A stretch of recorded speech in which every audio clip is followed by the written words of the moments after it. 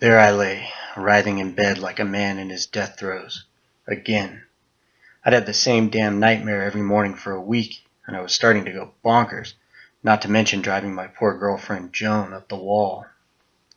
The nightmare always began with me awakening to find myself buried alive.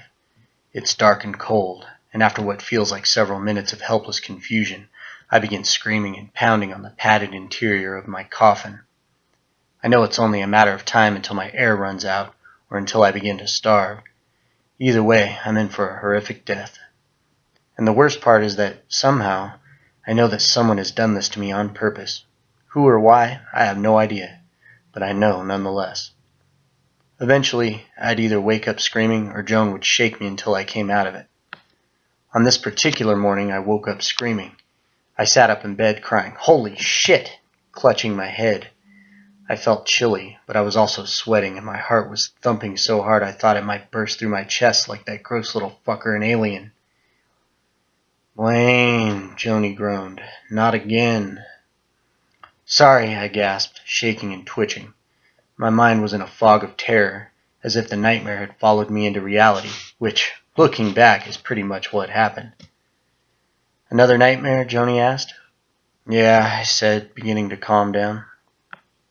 "That's every night this week," she said, not meaning to state the obvious. "I know," I replied, probably sounding as weak and pathetic as I felt. "Every damn night." I sneezed, felt a tickle in the back of my throat, which, now that I was more awake, I noticed felt like sandpaper. Great. Now I was getting sick. I'd been feeling exhausted for the last few days, but I'd put that down to the nightmares and not getting enough rest. Then I remembered the incident on New Year's Eve. Joan and I had gone to the annual Fortress Structural Engineering and Design office party instead of Stark Square, which was packed to the gills. We were hanging out with my fellow quad mates, Bill, Franklin, and Isaac, when the ball dropped.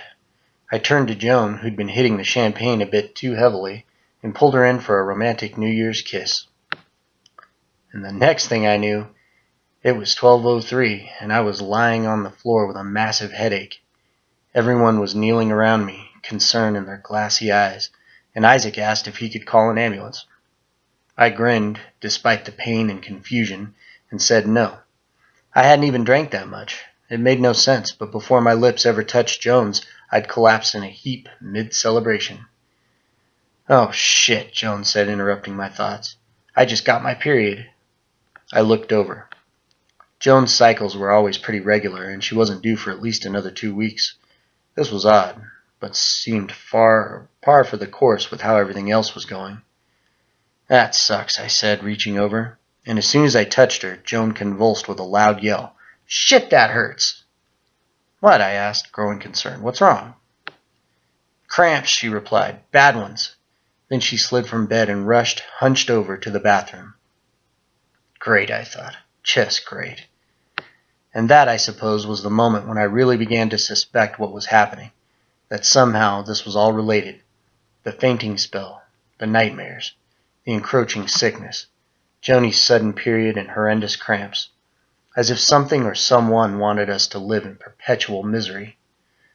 Until that morning, I'd blamed the usual culprits. Stress, bad luck, flu season. But now, of course, I knew very differently. I knew that it had all been a deliberate setup for the real nightmare to begin.